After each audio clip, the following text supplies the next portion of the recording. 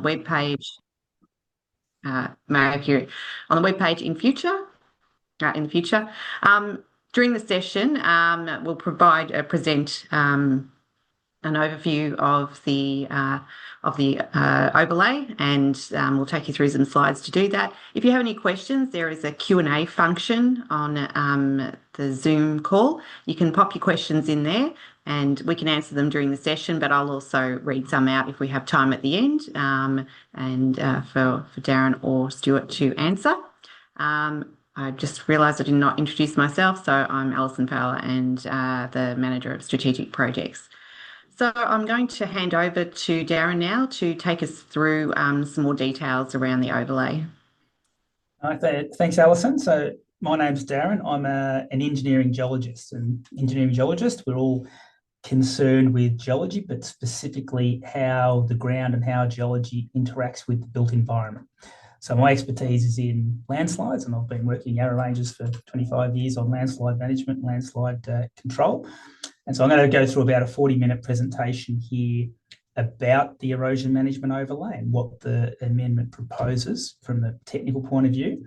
I've got my colleague here, Stuart Coles, who helped work on this, and at the end he'll be there to field any questions that you've got.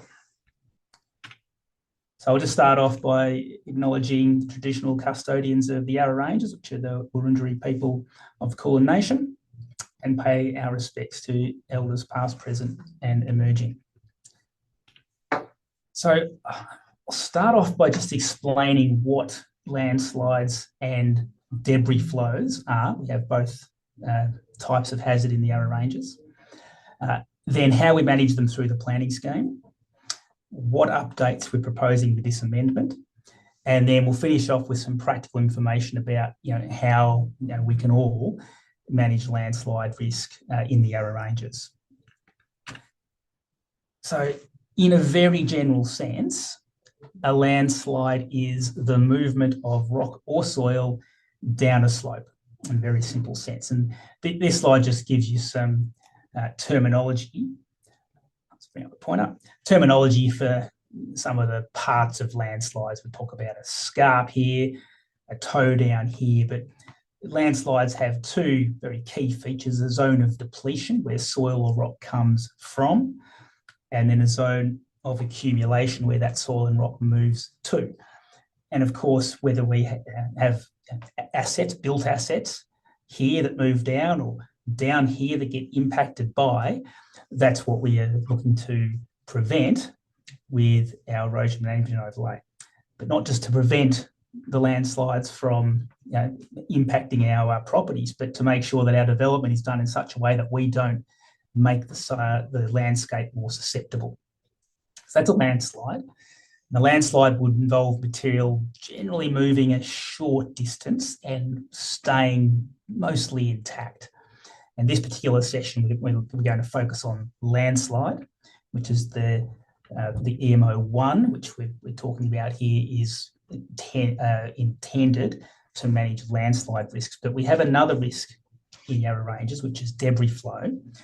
And a second schedule, EMO2, which we've run some previous seminars on, is going to be introduced for, or is proposed to be introduced for that as well. I'll just quickly cover what a debris flow is.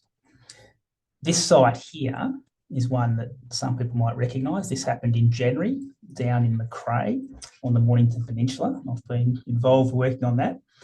And we had soil and rock release at the top of the escarpment up here. It travelled some distance, and it was probably about 50, 60 metres down the slope and impacted this house. So a debris flow is where the soil gets so wet that it changes its state and it starts flowing like a fluid. And it can travel a long distance, and then things in the path can be destroyed. So debris flows usually carry a higher risk to life because they'll just take out whatever's in their path. And so that's one of the reasons we're proposing a separate schedule for debris flows. It can be quite destructive. So what we need to look at is what are the factors in the landscape that determine what areas are susceptible to landslides or debris flow. We can break it down into a few simple factors in Yarra Ranges. The first is the geology, the type and thickness of soil. If we go up into the Yarra Ranges, you don't find natural slopes up in the Mount Dandenong area that are very steep. There's no gorges or canyons or cliffs. The slopes are about 27 degrees maximum. Whereas if you go to other parts of Melbourne, you might go to Plenty Gorge, we go over to Werribee Gorge or Brimbank area. We have very, very steep slopes there. And the difference is the soil type. Right? The soil types we have in Yarra Ranges cannot maintain as steep a slope angle as other areas. They're more unstable and more prone to landslide. The next is the slope angle, and in a general sense, the steeper a slope, the more susceptible it might be to landslide, but that rule doesn't always hold true. And the third is how much water is in the soil. Landslides in Yarra Ranges are almost always triggered by water. So that's poor drainage, allowing water to get into the soil and wet it up. It loses strength, and we cause landslides. The fourth one is where we've had landslides before, because once we've had a landslide and that soil might be weakened, it's then more prone to further movement. So these are all the things that we look at. Now, the erosion management overlay is all about planning. It's all about when we develop the landscape, we've got to work on a principle of avoiding or reducing our impact. Australia is a very old continent. It's eroded down over thousands and thousands of millions of years to a relatively stable form. And it's when we come in our built environment, we cut roads in, we put drains in, we do earthworks, and we change the natural landscape. That's where we can increase landslide susceptibility. And so the development can influence all of this. So, for example, if we did earthworks with high fills, right, that can make the landscape more unstable, the fill itself or the change of loading it puts on the ground. If we have poor drainage, if we have leaking water services, that puts water into the ground in a spot that ground doesn't normally or has never been that wet, that can introduce landslides. Right, so that's what the EMO is all about. It's about controlling development so that we don't cause or introduce landslide hazards. And that's why we have the planning controls in place. Now, a point here that not all land susceptible to landslide is necessarily flat. Some of it can be flat, it's not necessarily steep. So just a couple of examples, because we get queries, well, my block seems to be reasonably flat, why would I have the erosion management overlay? One of the reasons is the scale that we look at the problem. So in, say, the Sylvan, Monbulk, Wandin area, we have very, very large landslides. Some of the biggest in Australia. They're very difficult to recognise if you just look at them sort of on the ground. You really got to look at them using aerial vision to get an appreciation of them. And they have this kind of morphology with flatter terraces in them. And the flatter areas are where we tended to develop the roads. But this individual allotment is a very, very small part of a much larger feature. So that's one. The other is we might be at the base of a slope on what might be relatively flat ground, but we're in what could be a zone of accumulation. Soil could come down the slope and impact that area, and that's just something we find down in the foothills in Montrose. Or perhaps the landscape's been modified. It's otherwise a steep natural landscape, but we've flattened it through earthworks, and so we've made an area flat, but naturally it's not. So there are some reasons why a flatter area could be in a erosion management overlay or could be susceptible to landslide or landslide impact. So I've just got a few examples of landslides that have happened in the Yarra Ranges just to give a flavour of what type of events we're talking about here and why, through experience, we've needed to introduce landslide management. The most famous one in Yarra Ranges, and this has been studied actually internationally, is the Montrose debris flow. So in 1891, there was a huge rain event. It caused a landslide to detach, or soil and rock to detach from the slopes of Mount Dandenong on the northwest facing slopes. This is Kalorama up here. For those who are familiar, the Kalorama fire station is in there. And this is the Montrose township down here. Debris flow detached. It flowed, came off the side of the hill, and you can see there in this LiDAR imagery, you can see the hole left in the side of the hill where it came out. Flowed down here, travelled about 1.5 kilometres.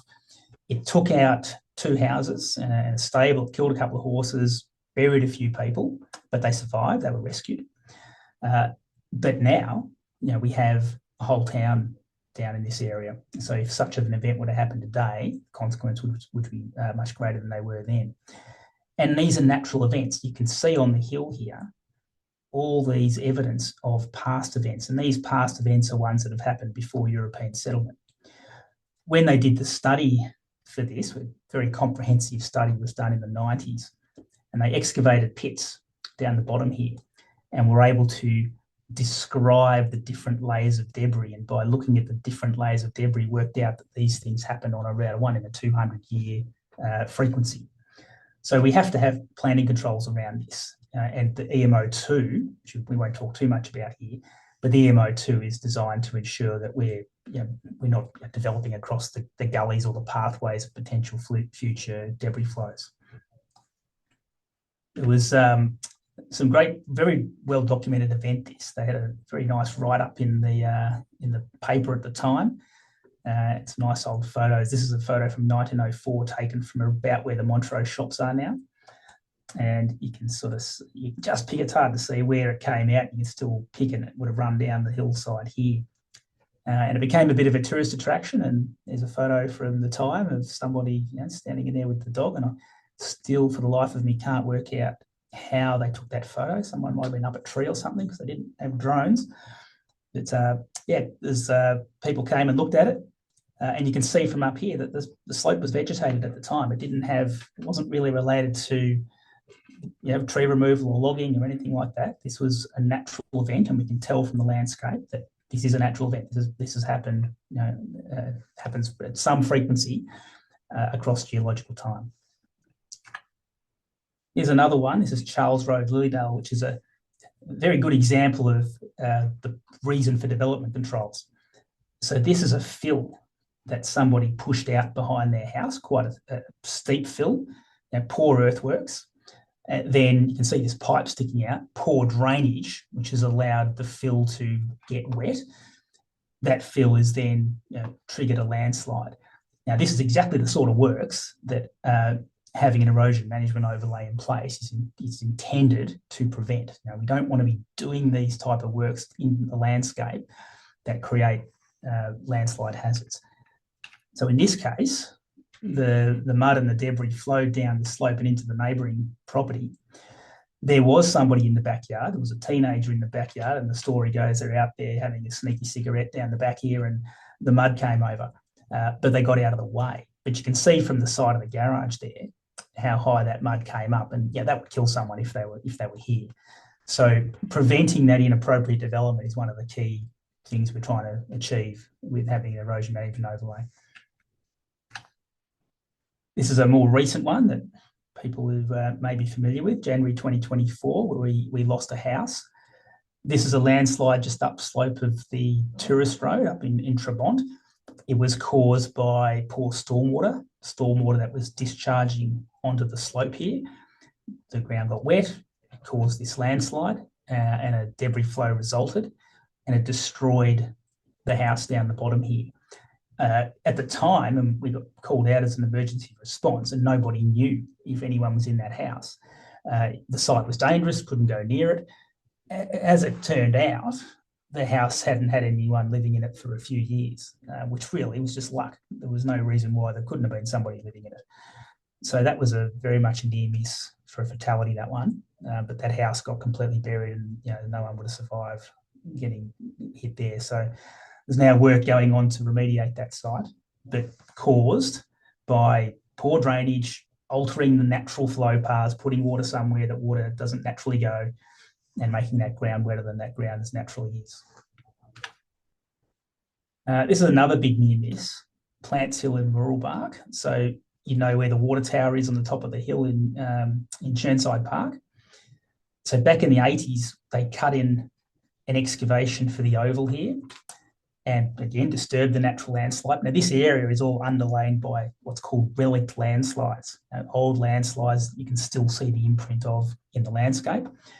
When they cut this in, the landslide moved, and there's this is not there now, but the Melbourne water tank up the top of the hill, and the distance between the edge of that tank and the landslide wasn't much, like it's about 15 or so metres. And so very concerned that if that landslide got larger or reactivated, this ancient landslide reactivated, we undermine that tank, that'd be catastrophic. You'd have a rupture in the tank and water flowing downhill, and that's a primary school at the bottom there. So when that happened, they evacuated the school, did a whole bunch of investigation. They've demolished this tank now, and that tank's been relocated much further back from the landslide. But again, inappropriate development, disturbing the landscape, which led to this hazard. So this one, Blackwood Avenue, is another famous one. It's been studied. This is up in Warburton. My boss worked on this one, and he's got some interesting stories to tell about it. So this landslide starts moving, and it's quite large. It's about 150 metres, maybe 200 metres across. Starts moving in response to heavy rainfall. At the time, there's 4 houses in there, and it's pretty well cleared. There's not a whole lot of vegetation on there. Moves a little bit, stops, it's okay, starts moving again, and there's concern at that point that it would take off. And if it did, it's going to destroy the houses, but worse than that, the debris would end up in the Yarra River and cause what we call a landslide dam. But you block the river and cause flooding upstream of the blockage. So a lot of concern. They made the call, and my boss says it was the toughest thing he had to do in his career, was to make the call to permanently evacuate the people out of these houses. So 4 families had to move out, and as it turned out, it moved a bit more and stopped. And the houses weren't completely destroyed, but they weren't allowed to come back in because there was a risk of it moving again. Since about 2000, there's been no further movement. It's been actively monitored. No further movement, but at the same time, it's vegetated over. So there's an argument to say here, vegetation removal was probably a contributing factor in this moving and causing these people to be evacuated. And last one, because it's a recent one, October 22, Monbulk Seville Road in Wandin. So here we have these very large landslides in the clays and those red soils that the area is famous for. Great for growing bulbs in and flowers in and for agriculture, not so good for stability of the land. So here, there was a dam upslope on a dam on a property, and we don't know, but there's water has got into the ground, possibly from the dam, has got into the ground, and that influence of the water has caused reactivation of an old landslide in the landscape. The interesting thing about this is this site it's only about 5 degrees slope. It's actually quite shallow. This LiDAR image down here, you can pick it in the LiDAR, but that site was not in the EMO. It wasn't subject to landslide control, so you've got no control over somebody, putting a dam in and allowing water to get into the ground. So a very large area moved, about the size of that yellow circle, and it caused this house to be damaged. Sort of got pushed up at the base. You can see the distortion in the garage there. The house has survived, but got damaged. The dam was drained pretty soon after to prevent water getting in further. But a very shallow slope, and again, reasons say, well, gee, why hadn't we had this identified as a potential landslide site before? So we have a history of landslides. I've only given you a few samples, but we have, there's hundreds. We've got a database with about, I think it's 800 or 900 landslides documented in the database. They happen with some frequency. If you've lived up in the hills for long enough, you have a wet night, come out and there's rocks on the road, or there's been slides where road batters have failed. They happen fairly frequently. And so we need to protect life and property from them. And the way that's done is through the planning scheme and through the erosion management overlay. So what the erosion management overlay does is it delineates all areas where we know we've had landslides in the past, but also where the ground has the same characteristics as areas where landslides have happened in the past. And it's those areas in particular where we want to have controls in place to say, we don't want to do any development in these areas that could make the situation worse. So in those areas, we could trigger rainfall. It could be naturally triggered, but it also could be triggered by development. Right. So whilst it's possible to identify where they can occur, and that's what the mapping does, we can't predict when, like most natural disasters, like earthquakes or volcanoes or anything. We know where they're going to happen. We know what might happen, but the science can't tell us when. What we do know in Yarra Ranges, the when is probably when we get extreme rainfall events. That tends to be when we get the landslides occur. And then we put controls in on our susceptible areas. Now, the way we do the mapping, we build up a database. Everything we can gather about landslides in the past. It's quite a comprehensive database now, which is identified from historical records, council maintenance records over the years, but also using LiDAR, which I'll show you in a minute, to identify where landslides have happened in the landscape. So once you build up all the knowledge of where landslides have occurred, can then drill down and say, well, what are the characteristics of those sites? What geology do they have? What slope angle do they have? What do we have as the common characteristics in areas where landslides have occurred? Once we've identified those characteristics, a criteria is set, and we say, right, all land with those same characteristics, that will be defined as with having potential susceptibility. That's the process that we go through. So, for example, if you're in a unit called the Devonian Rye Day site, slopes that are steeper than about 11 degrees have historically shown instability, so they go into the overlay. That's how they get put together. There's a defined criteria based on geology and based on slope angle and based on whether a landslide has happened there before. For debris flow, we map up gullies that could channelise debris flow, and so the debris flow areas are these sort of narrow chutes along gullies where debris could run down. Now, the Shire of Lilydale back in the 90s was one of the first in Australia to have in place some form of control or planning control for landslides, which sort of very good, set the standard for what others followed. 92 mapped the Montrose debris flow in detail and included a planning control for that.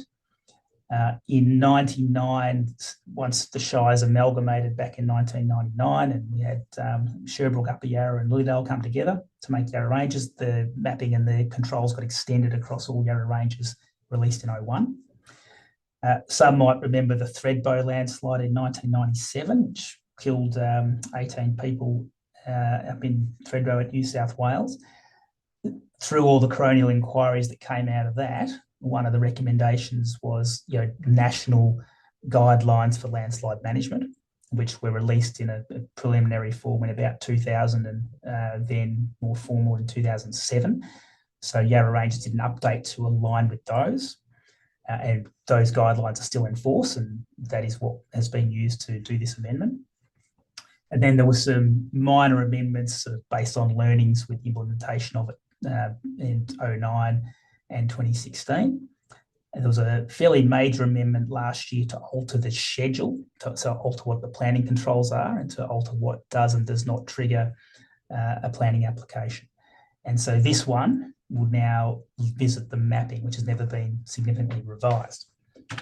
And the reason we've got to do that, when the mapping was originally done, initially in Lilydale in the early 90s, and they used the same technique in 99 when the shires amalgamated, they used 19 or 60s topographic maps. So to identify slope angles, somebody would be sitting down with a scale rule on a hard copy map and manually measuring out the slope angles and then putting these lines on. So that process has inherent error with it. And we now have much, much better technologies to do this more accurately. And that's what's been done.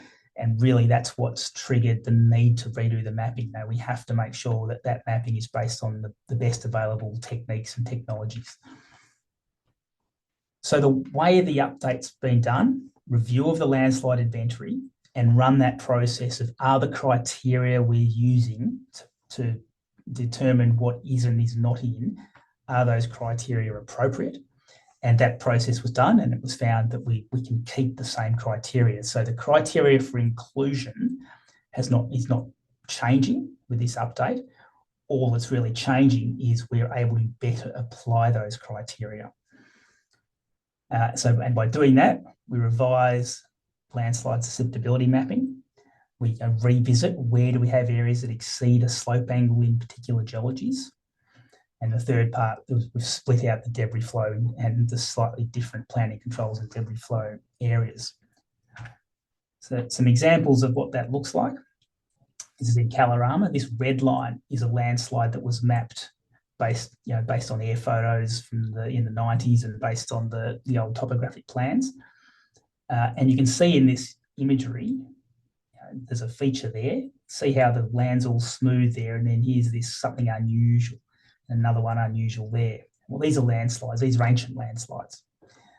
We can now, map that with much more detail. Right, so houses that are there would not have the same level of control as they would have had then. This is in the Sylvan area. Very clear, the landslides, there's no way with the previous technology that you'd identify it with this level of precision. So you can see quite clearly this smooth terrain through here, and then very clearly, here's this disturbed area, which is a landslide, another one over there. And these are huge. These are hectares and hectares in size, these landslides. And the point I was making before about you might have a flat block. Well, that flat block is a tiny little thing in there. That's 200 metres there.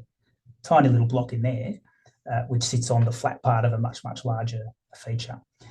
It also allows us to better identify some that are more subdued in the landscape.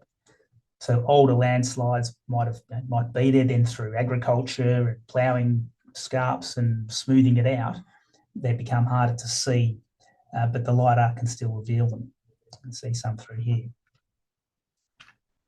So this is what our landslide inventory looks like. All the red areas are landslides that have been mapped from the LiDAR or landslides that are known through historical records. So I said 800, it was actually 1183 that have been mapped from the LiDAR. And they, as I showed in those examples, they show up quite clearly. We can be with a reasonable level of precision as to where the boundary of these are, and then that's a basis to revisit the criteria. What the LiDAR also allows is if we do have a criteria based on geology and slope angle, we can much more accurately measure the slope angle using the LiDAR. So this map on the right here, the colours represent different slope angles. So the way the software does it, it sort of puts a little pixelated into little boxes, and then it can measure the slope angle across a small area, maybe a 5 metre box. So we get a plot like that. So much more accuracy in defining where the erosion management overlay goes. So when that process was run, some areas go in, some areas come out. The blue areas are getting removed because with our better way of measuring it, they shouldn't have been in the first place, or didn't need to be in the first place. They're not steep enough, or haven't got not prone to landslides. The yellow areas are areas that are added, and some of these areas they might not have looked at in a lot of detail back in the day. So this is out kind of out in the sort of Gruyere kind of area, and the green are no change. And so for most people in an EMO at the moment, there's no significant change. There's some that come out, and then the yellow areas go in. So once we've established or mapped susceptible areas, we've then got to manage them. And that's where it's all about ensuring that development in these areas is appropriate. And the intent is all about minimising our impact on the landscape. The more we can keep the natural landscape as is, by not diverting drainage or cutting vegetation or doing earthworks, the less susceptible it becomes. So the planning controls are all about minimising our impact on the natural landscape. So we can limit earthworks, right? Big cuts and fills. If you're We've got a problem up in Yarra Ranges with roads that were cut in back in the 1890s and are too steep and they continually fail. If you have to drive along the tourist road through Sassafras, and that's been shut one lane's been shut for over a year, that's an example of it. So we're always dealing with legacy inappropriate earthworks, and this is about ensuring we don't have inappropriate earthworks like that in the future. Reducing the potential for water to infiltrate. We know that poor drainage, putting water in the soil, causes landslides in Yarra Ranges, so we need control over properly directing water. And you don't want the example like Charles Road, where the person upslope of you's pumping water into the soil, causing landslides to come down onto your property.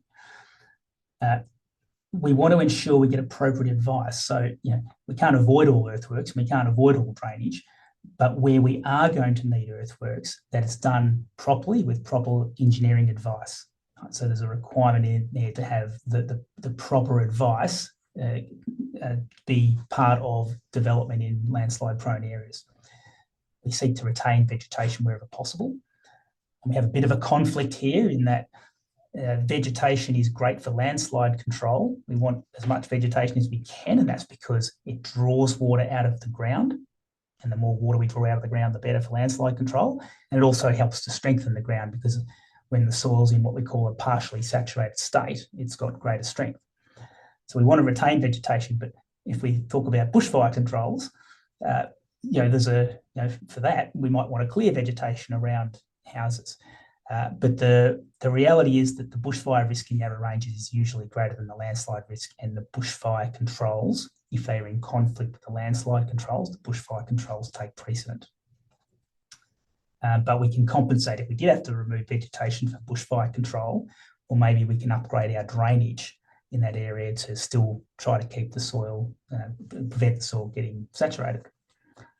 There are only a few cases where there might be existing landslides that are very active, or there might be very high risk debris flows where we really shouldn't be developing, but there's actually not too many in Yarra Ranges. For EMO1 in particular, most sites in EMO1, there's not really any restriction on what that we can't have development. This is all about ensuring the development is done right and done in such a way that we're not creating landslide hazards, or we're not putting people's homes or lives at risk from landslide hazards. So Schedule 1, which we're talking about, it's got this strategy to reduce the risk to life and property in areas susceptible to landslide to a level that can be tolerated. And the schedule is available for review. And it says this is the sort of development that we need to look at from a landslide risk perspective. And if we do look at it, this is what we need to do as part of that assessment. And it's set out in the schedule. And so development controls are in here, are based on what we've been talking about. Preventing excessive water infiltration, excessive earthworks or vegetation removal, and avoiding development in known landslide areas that might have potential to move again. That's what it's all about. And development that could increase landslide risk may trigger a permit. So it's not all development. It's only development types that have the potential to increase landslide risk. Okay, so avoid vegetation removal, minimise earthworks, drainage to a legal point of discharge, water holding structures like water tanks, ponds, pools, dams need to be designed that if they were to leak, that water isn't going to seep down into the ground over years and years and wet the soil. So we put drainage under things like tanks. If there are ponds or dams, they've got proper lining, they're not going to leak. If we need to dispose of wastewater on site, it's better to disperse wastewater over larger areas rather than concentrate it. Concentration of water in the ground in areas that don't naturally have that concentration, that's what we're trying to avoid. So examples of development that might trigger a planning permit: new buildings, including extensions more than 20 square metres will trigger. So it's not any building, it's just larger ones, because larger ones on a slope are probably going to need some form of earthworks. And we want to make sure that's assessed. Or a large development might be on a landslide, and we need to check if it's on a landslide, and if it is, how do we put a control in? Outbuildings more than 40 square metres, again, because once we get up to that sort of size of outbuilding on a slope, it's going to need some form of earthworks, and we need to check the impact of that on the landscape. Large water holding structures that have that potential to leak enough water into the ground that could trigger landslide. And 1 metre on earthworks and retaining walls. And that sort of comes from if you have collapse of a 1 metre high excavation, that is enough to, in a residential situation, that's enough to present a risk to life. WorkSafe, for example, has a restriction on 1.2. So if you're on a worker on a construction site, you can't get in an excavation that's deeper than 1.2. So 1 metre in a residential situation is not too far away from that. And it just means that if we're proposing these earthworks, it's got to be checked that it's not going to cause instability, and that it's properly managed, properly retained, so that we're not going to have instability issues with it in the future. And if we've got vegetation removal, that will trigger as well. We need to try to preserve vegetation where we can. Just to touch on debris flow. Debris flow is really all about staying out of the gullies. These are some shots from Wilson's Prom, about 2011. We had some huge debris flows. There was a rainfall event that came over. They reckon it could have even been a 1 in a 10,000 or more rainfall event. Caused a whole bunch of huge debris flows, just carved out gullies. I mean, nothing survives that in the way of that. This was natural slope up to there, and it just carves out a gully as it comes down the slope. And it's very sobering to think that that rainfall event that caused all that destruction at Wilson's Prom, had it happened, what's Mount Dandenong, 200 metres to the northwest, had such a rainfall event hit Mount Dandenong, we'd have the same thing. We've got similar geology, similar susceptibility. So we really have to know and manage this risk. So debris flow, we just try to avoid developing where debris might travel. But for everyone in Yarra Ranges, there's things we can do to reduce risk, minimise our earthworks, retain vegetation wherever we can. Maintain retaining wall. You can see this example here of a landslide that's happened because this retaining wall hasn't been maintained. It's probably rotted out. It's got old. It started moving. It was undermining the house up the top, or the garage, sorry, of the house up the top. So we can all ensure that if we have retaining walls on our property, that they're properly maintained, and if they start showing signs of dilapidation, we take action to fix it. For new development, we get appropriate geotechnical advice to ensure that development is done in a way that doesn't change the landslide risk, and prevent water infiltration in the ground, which at a residential scale, we keep our drains clear. We make sure water is going into the municipal drainage system where it should go, and not somewhere else that could cause a problem. And it's good to notify council if you happen to see blocked drainage or issues. So just put that graphically. This is what good hillside development looks like. Avoiding earthworks. So houses that are built up on stumps are preferable to ones that might be on a slab. And, to build a slab, we have to make excavation into the hill and disturb the landscape to do it. So preference is to not do that and build it up onto stumps. If we do need tanks, water holding structures, that we've got provision that if they are to leak, that's not going to allow water to infiltrate into the ground. So tanks may be on a stand, or it's got drainage underneath it. Retaining walls are properly engineered and designed.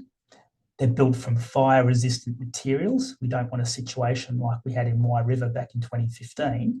Bushfire went through, burned down all the retaining walls. 6 months later, when it was then wet, not only with lost vegetation, all the retaining walls had burned away, we had a landslide issue there.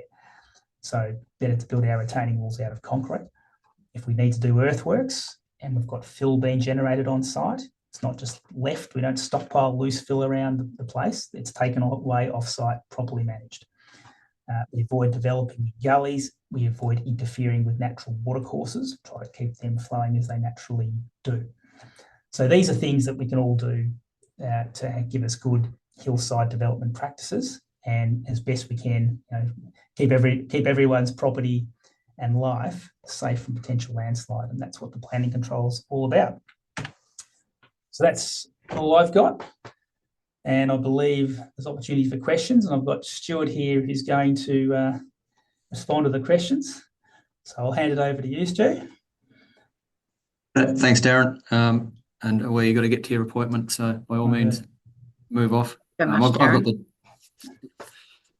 No problem.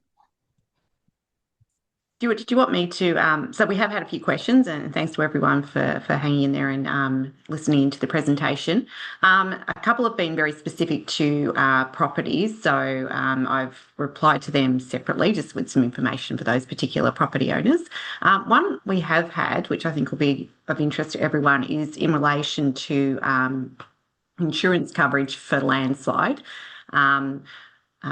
This person's obviously a bit concerned that it's getting harder to get insurance, and wants to know a bit more about how insurance and landslide sort of work together.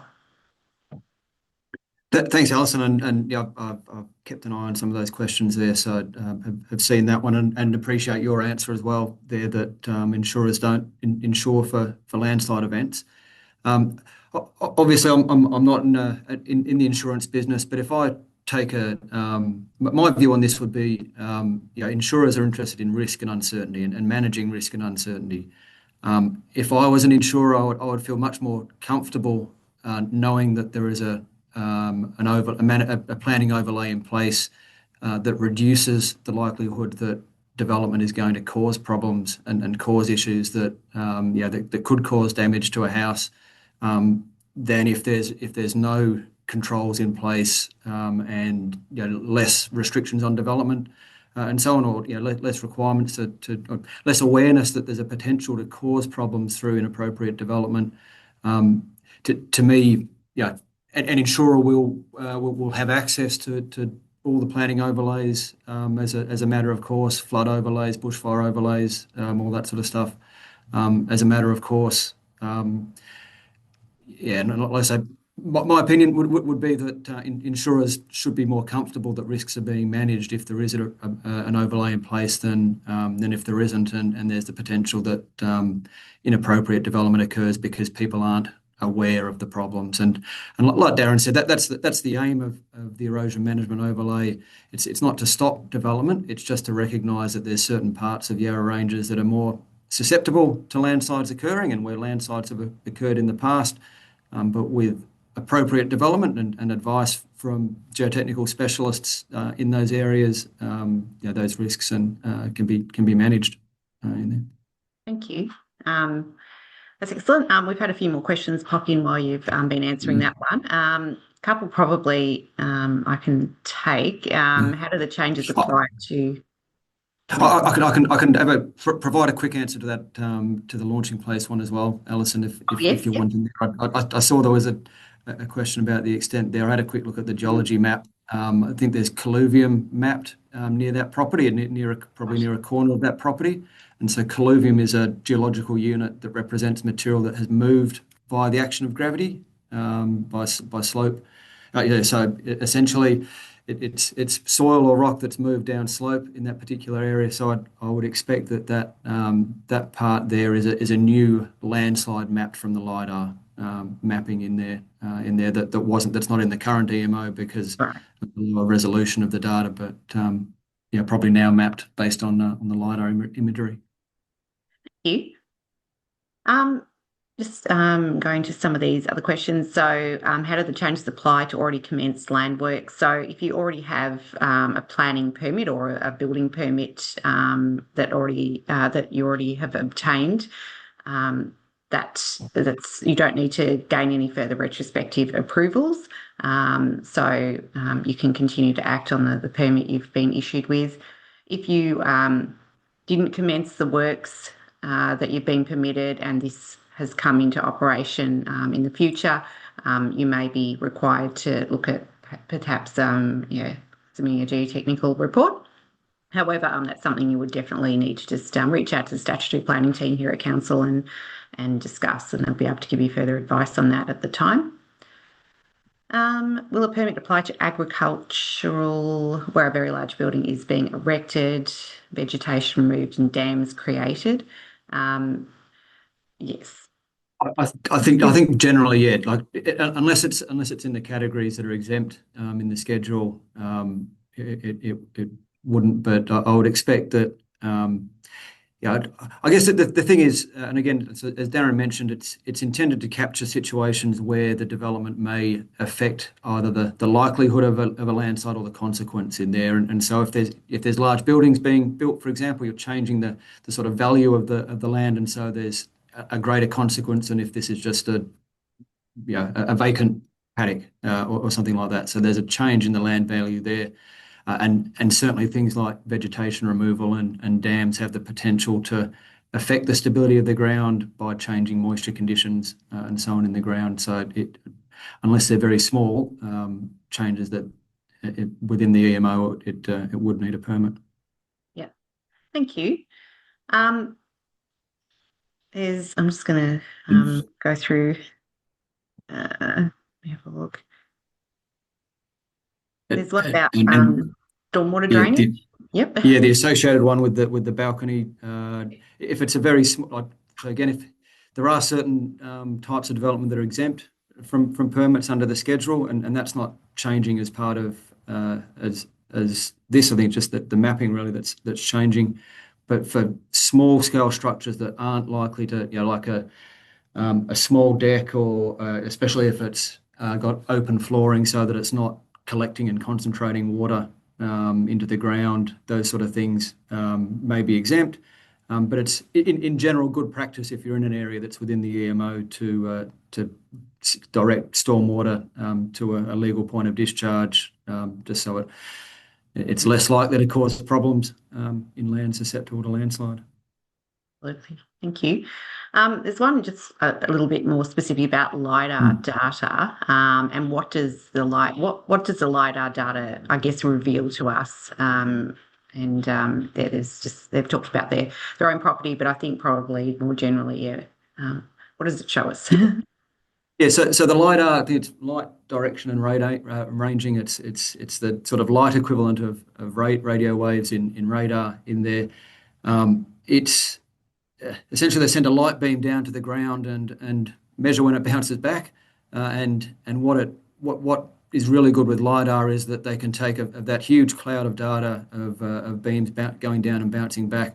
They take the one which sort of has taken essentially taken the longest to come back. So you're getting the ground rather than the vegetation cover in the image that comes back from it in there. And so it does do a very good job of stripping off surface materials and so on and picking things up.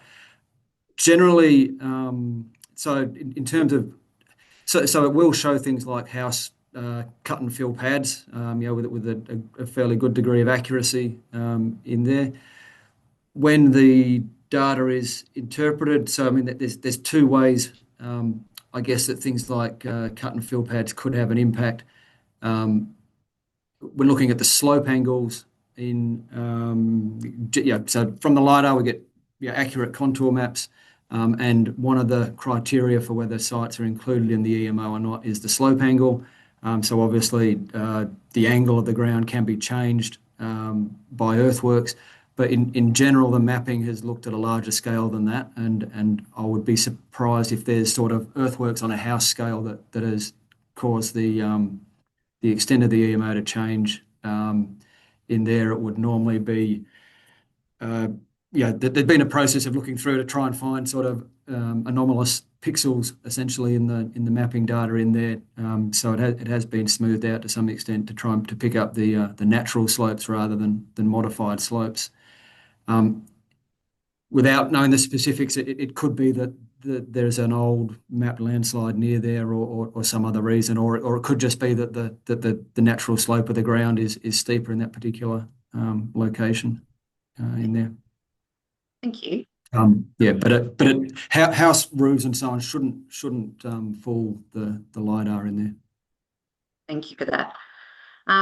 The next one I can probably very quickly answer. Is there any significant differences between the current EMO and the proposed EMO1 schedule? The answer is no. So the EMO schedule was updated only about 18 months ago through a previous planning scheme amendment. In terms of the schedule now, there's just some very minor typos and wording changes that needed to be updated, and just some wording related to public authorities. That's really the only difference for this schedule. Ignoring EMO2, I suppose. In there, yes, EMO2, which is a new schedule for debris flow, which kind of separates it out from the current EMO, even though it is captured by that, but will have its own schedule. What was the next one? How do we address houses that were already built and were not part of the previous overlay? And then I think about a cost of insurance for homeowners and house values. So I think we've probably partly answered the insurance aspect of it. And home values is quite a difficult question in the planning realm, because it's not taken into consideration when we apply planning scheme overlays. That's something we aren't able to take into consideration. Stuart, I'm not sure if you've, Yeah, I guess in our experience of seeing these sort of overlays applied in many councils across Victoria, I guess that, or we can say we haven't seen this. It's a very common question, and it's a valid question to ask if this has an impact on house values, but we haven't seen impacts of house values that are related. There's many other factors that affect house prices, and I think EMO, we haven't seen them across Victoria when EMOs have been implemented. Again, I tend to take the opinion that it's better to be aware of things and know that there's a process there for controlling them than to not be aware. Because it also, as Darren pointed out, it also means that there's a control there to stop your neighbour digging a great big hole and causing problems for your house, as well as just it's about good practice in general across Yarra Ranges. Yep, thank you. Before I answer a couple of the next questions, there was just a general question about audio. When we're providing the answers, some of the answers won't be visible to all participants because they've asked about their specific property. So you won't see typed answers to those questions. The ones at the moment we're just reading out and responding to verbally, so not typing an answer. But yeah, the ones that have been typed are related to people's properties. So for privacy reasons, we won't make them visible to all participants. And just popping back to the questions, in terms of, I think the other part to that question was existing houses that are now going to be included in the overlay for the first time. So once again, I'd be suggesting reach out to your insurance company once the overlay is actually in place, which is obviously some time off, and I'll give some more details around that towards the end of the hour. And also, if in the future, if you're looking to do extensions to your house, then you definitely want to check with the statutory planning team as well as to whether or not that's triggering a planning permit. Yeah, because I guess that point there, Alison, is that unless you're doing something that would trigger a permit, it doesn't really change anything from a day-to-day perspective, other than to potentially help increase awareness of landslide issues in there. But just because you're in the overlay, that doesn't mean you need to apply for anything new if you're not doing anything that would require a planning permit. Yeah. And then there's another question here, just about unwise development. I like the way it's worded, which might cause a landslide and that damages another property, and who's liable. I don't know if we can give a definitive answer on that one. I'd say, probably your experience is that these things have to be investigated. Yeah, and it'll go through the courts and so on. Like, I think the Macrae landslide that Darren mentioned will be a very interesting one, because there is a sort of government inquiry into it, and I think a lot of the findings of that get released publicly, so it would be something that can follow up on. But it's generally a question for the lawyers, that one, if anything happens in there. But it is, again, from a, I think, and the Threadbow landslide, for example, was 25 years or so, more than 25 years ago now, was a key driver in a lot of councils across Australia implementing planning controls because it was clear that doing so was a mean not only on managing their risk exposure, but also just providing a better community aware of issues and responding to them. We just had another question, and it's something I can just answer. It's just about the track changes that are shown on the schedules. When you go onto the web page, you will see some documents, and that is intended. So when the state government requires us to provide a track changes version of the schedule, which then people can see the differences between what currently exists in the planning scheme and then the proposed changes. So that is actually intended as to how it's meant to be presented, and it's a state government requirement, that one. I know there's another question which I think we're answering privately, just about someone's property. So we'll be able to continue to do that. I think that might be all of the questions. I'm just back up and down. Only one extra one. I think I saw down at the end there, Alison, about planting trees. Yes, sorry, that just popped in. Yep. I think generally planting trees would be something from a geotechnical landslide perspective that's going to help slope stability. The key might be if there's earthworks associated with planting trees, if there's levelling to create benches for drainage or that sort of thing, or if there's drainage associated with the tree planting in there, those might be the things that might trigger a permit requirement. But generally vegetation will help a slope from a stability perspective. So it's just going to be if there's maybe earthworks or things or drainage that are associated with that might go the other way and require a permit. We're just about at time. So in terms of the forward, or where would we go from here? Next steps. So currently the amendment is on public exhibition, and we've extended that close date till the 26th of October. So if you would like to make a submission, there's obviously no need to if you don't want to, but you can do that up until the 26th of October, and details are on our web pages. We're also more than happy to continue to take phone calls from anyone wanting some more information specific to their property. We have the mapping tool on our webpage, so you just pop your address in there, and that will show you what is currently applying and what is intended to apply. If you have any troubles with that, once again, just give us a call and we're happy to walk you through that. Once the submission period closes, we'll then obviously go through a period of reviewing submissions, and then they will be reported to Council.